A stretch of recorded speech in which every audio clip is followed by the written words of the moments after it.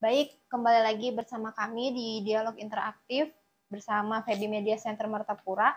Pada video sebelumnya kita sudah membahas mengenai konsep akad dalam fikih muamalah. Jadi pada kesempatan kali ini kita akan membahas lagi lebih lanjut tentang konsep akad muamalah ini mengenai rukun-rukun dan syarat akad.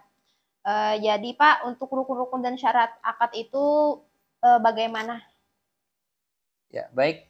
Terkait rukun dan syarat dalam akad, secara umum terbagi kepada 4 macam. Yang pertama al-aqid, atau orang yang melakukan akad. Maka disyaratkan dalam hal ini orang tersebut balik dan juga mumayyiz.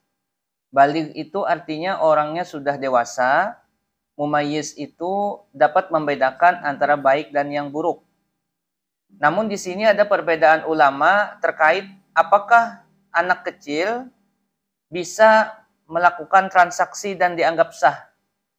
Maka dalam beberapa kitab diantaranya Bughyatul Mustarsyidin mengatakan ada ulama berpendapat tidak sah jual beli yang dilakukan oleh anak kecil kecuali dengan izin walinya. Ada juga yang berpendapat bahwa sah jual beli yang dilakukan oleh anak kecil walaupun tanpa izin walinya.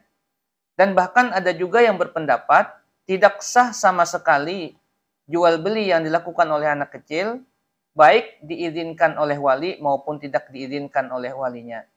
Maka di sini kalau kita melihat pendapat ikhtilaf seperti ini, kita mengambil yang mana yang sesuai dengan kondisi di zaman sekarang. Kondisi kita zaman sekarang ini, anak-anak kecil sudah banyak yang mumayyiz, yang dapat membedakan jumlah uang. Dan juga mereka bisa melakukan transaksi ekonomi. Sehingga kita mengambil pendapat yang boleh anak kecil melakukan transaksi jual beli dengan syarat jual beli tersebut benda yang ringan, tidak mahal, dan juga diizinkan oleh walinya. Kemudian rukun yang kedua, yaitu ma'qud alaih, sesuatu yang diakadkan atau benda yang menjadi objek akad. Ini boleh berupa benda, boleh juga berupa jasa. Itu harus ada dalam sebuah transaksi, dalam sebuah akad tersebut.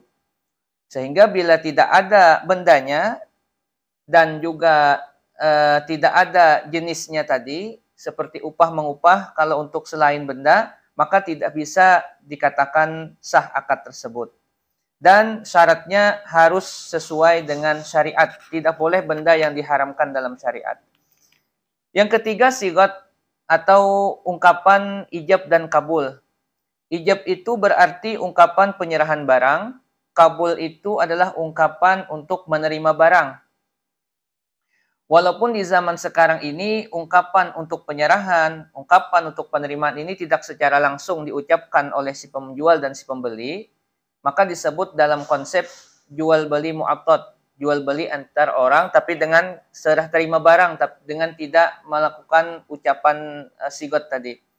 Nah, maka ini menurut di dalam kitab I'anatul Talibin, ini sah jual belinya asalkan benda tadi benda yang tidak bernilai mahal dan juga sudah dimaklum secara adat. Misalnya kita menjual jual beli di warung-warung, atau bahkan kalau kita keluar luar daerah itu tidak juga menggunakan lafaz akad tersebut, hanya mengungkapkan sebuah kalimat terima kasih dan lain sebagainya. Maka dalam beberapa kitab Syafi'i mengatakan itu sah-sah saja. Yang terakhir adalah maudhu'ul akad atau tujuan melangsungkan akad. Ini dengan syarat tujuan tersebut tidak untuk maksiat, melainkan untuk memenuhi kebutuhan hidup, ataupun lebih-lebih lagi untuk memperkuat dalam beribadah kepada Allah Subhanahu wa taala. Maka inilah 4 rukun dalam sebuah akad yang apabila seseorang dalam sebuah akad tersebut terpenuhi 4 rukun ini, maka dianggap akadnya tersebut menjadi sah dan diterima. Terima kasih. Baik, terima kasih Pak atas penjelasannya, sangat jelas sekali.